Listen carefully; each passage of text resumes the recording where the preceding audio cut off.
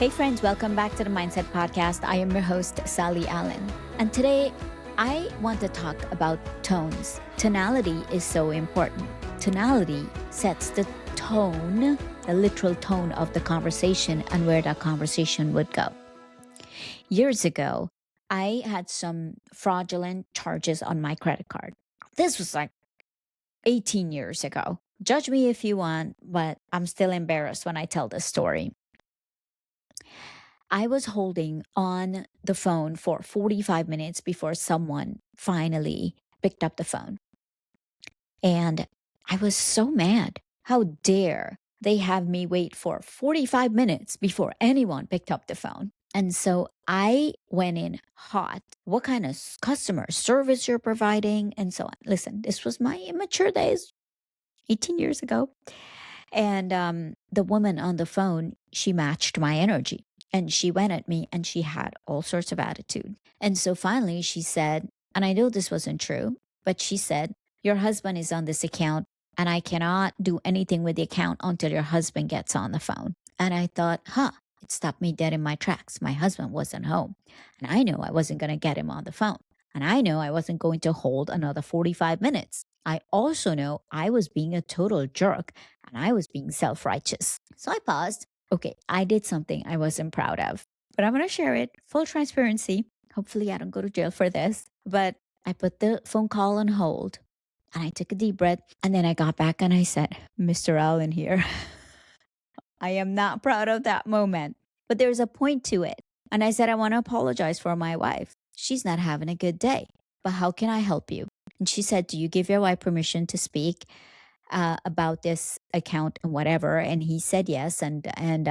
So said, okay, said goodbye, put her on hold, took a deep breath and went back and apologized and said, I am so sorry for the way I spoke to you.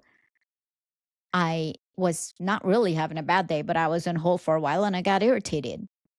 And then she apologized. The point of the story is, well, yeah, I was being, a jerk. But the other point of the story is that when I changed my tone, the situation changed. The circumstances remained the same, that I went in hot and irritated.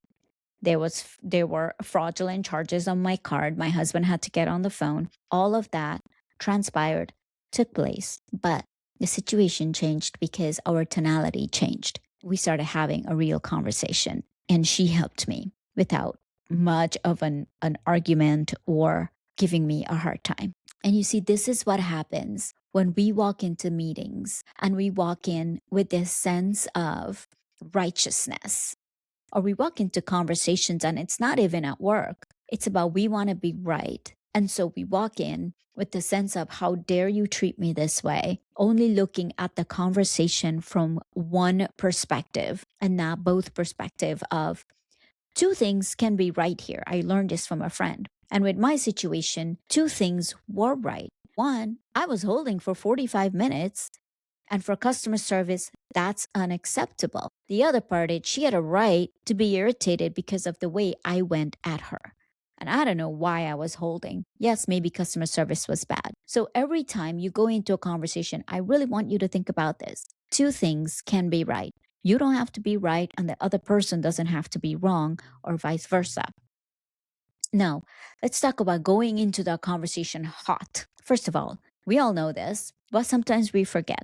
You found out that your team missed the deadline, or you found out that your kid did something in school that they shouldn't have done, or whatever the situation is, and you are irritated. In fact, you are so mad, you are seeing red, you're emotionally hijacked, you don't have words for this situation, and you are going in hot. And so what happens? Your team shut down, your children shut down, the people around you shut down, and they can't hear you anymore. Because what they're seeing is no matter what they say, is that they're going to be wrong. So they put their defenses up even before you start talking. And there is no good outcome. There is no win-win situation when that happens. So how do you go into these conversations? One, you wait outside, you take a deep breath if you have to go in at that time and handle it. Or you wait until you're calmed down for a few hours before you have the conversation. Remove the self-righteousness. I'm so embarrassed when I think about me wanting to be self-righteous. I know that two things can be right. And three, go in with a win win situation. You don't have to be right. You just need to listen to people and what they have to say. Four, do not go in with an accusatory tone. Go in with curiosity. I've been talking to leaders a lot about being the curious leader, as opposed to going in with you did this and you did that.